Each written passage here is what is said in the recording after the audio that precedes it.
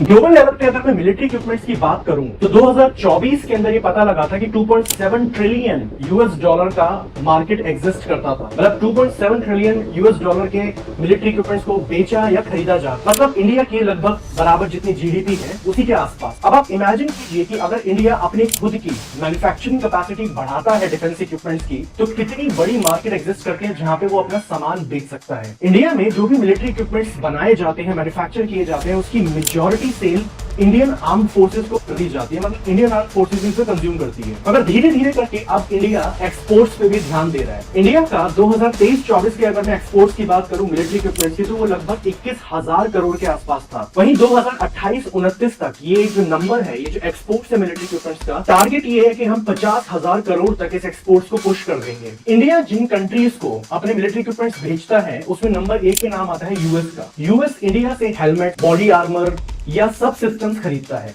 इसके अलावा कुछ छोटे छोटे इलेक्ट्रॉनिक इक्विपमेंट्स भी जो कि फाइनली मिसाइल सिस्टम में, रडार सिस्टम में यूज किए जाते हैं, वो भी यूएस इंडिया से परचेज करता है। दूसरे नंबर पे नाम आता है इजराइल का। इजराइल के बाद नाम आता है यूनाइटेड किंगडम का, उसके बाद फ्रांस, और 5वें नंबर पे है जर्मनी। तो ये अपने आप में जानकर आपको बहुत ही हैरानी होगी कि यूएस इंडिया से सबसे ज्यादा मिलिट्री इक्विपमेंट्स खरीदता है।